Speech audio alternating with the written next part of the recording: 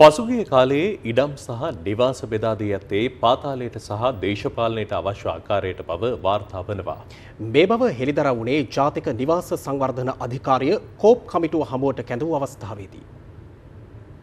මාලිගාවත්ත අංක 49 C ඉඩමේ perches 12ක සහ ඇල්විටිගල මාවතේ 117 වත්තේ පර්චස් 7.25ක ඉඩම් දෙක තක්සේරු වටිනාකමින් 1%ක නාමික වටිනාකම වූ රුපියල් 2,40,000කට සහ රුපියල් 1,80,000කට බදු පදනමින් බැහැර කර තිබුණි. අර විදිහේ 1%ක වටිනාකමකට කවුද එහෙම දෙන්න තීරණය කරේ? ජාතික නිවාස සංවර්ධන අධිකාරිය සභාපතිතුමා වෙත ඉදිරිපත් වූ ඉල්ලීමක් අනුවයි. වසර 30ක කාලයක් සඳහා බදු දීලා තියෙනවා. ජාතික නිවාස සංවර්ධන අධිකාරියේ තක්සේරු කරුවන් තමයි මේක තක්සේරු කරලා තියෙන්නේ. 1%ක වටිනාකම 2,40,000ක මුදල එකවර අය කරලා තමයි ගිවිසුම් ගත වෙලා තියෙන්නේ. වසර 30ටම.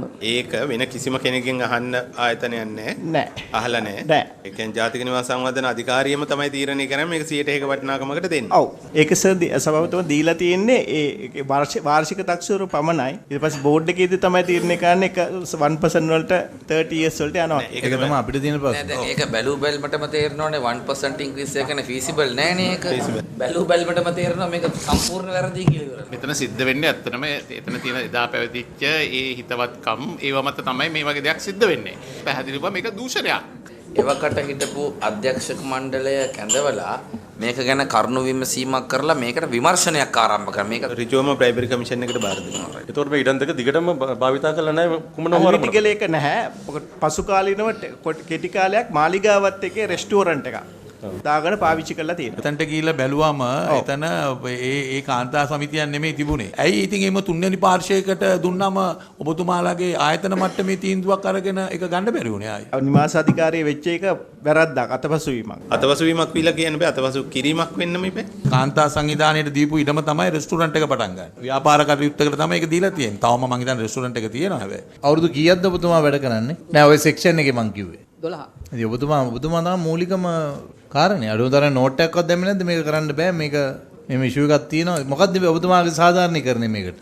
දැන් ඔබතුමාගේ පැත්තෙන් යටින් ෆයිල් එක එන්න ඕනේ උඩට බෝඩ් එකට එනකම්. ඔව් මේක නැවත මේ බදු ගිවිසුම සක්‍රිය කරන්න කියලා නිවාස අධිකාරියේ දීපල කළමනාකරණයේ කිසිදු නිලධාරියෙක් නිර්දේශ කළා නැහැ.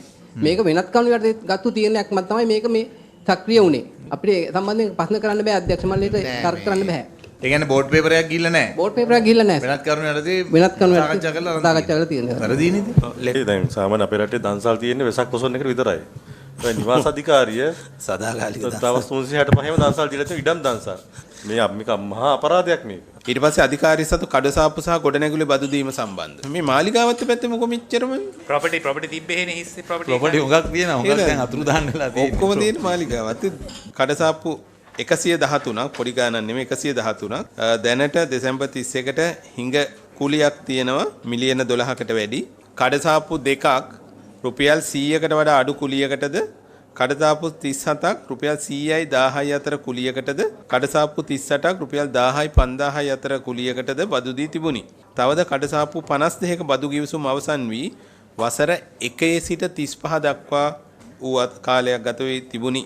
සම්පූර්ණයෙන්ම ගත්තම රුපියල් 100කට කඩසාප්පු දෙකක් යනවා 100යි 1000යි අතර 37ක් යනවා 1000යි 5000යි අතර 38ක් යනවා මේ මාලිගාවත්තේ කඩසාප්පු ගැන කියන්නේ මේ දැන් මේවැනි මුදලක් තක්සේරු වෙන්නේ කොහොමද මේක අනිවාර්යයෙන්ම ආයේ දෙවෙනි වාරයක තක්සේරුවක් කළා නැතුව ඇති කඩසාප්පු දෙකක් තවම යන්නේ රුපියල් 100කට වඩා අඩු කුලියකට මොකද මේක 1980 ගණන් වල වගේ ගිවිසුම් ගත වෙලා තියෙන්නේ මේ පුද්ගලයන්ට දීලා තියෙන්නේ ඉතින් ඒක තාම රුපියල් 100ම යනවා දැනට ඒවා සංශෝධනය කරන්න උපදෙස් දීලා තියෙනවා කොයි කාලේ මෑතකදී දැන් පරීක්ෂා කරගෙන යනවා ඒවා. ඔබතුමා කියනා වගේ මේක යාවත් කාලින වෙලා දිගින් දිගටම ඇවිල්ලා නැහැ. ඔබතුමාලා හිතනවද මේ බදු ගතපු කෙනාම තමයි තාම කඩේ කරන්නේ කියලා? සමහරව වෙනස් වෙලා තියෙනවා සර් කියන කතාව.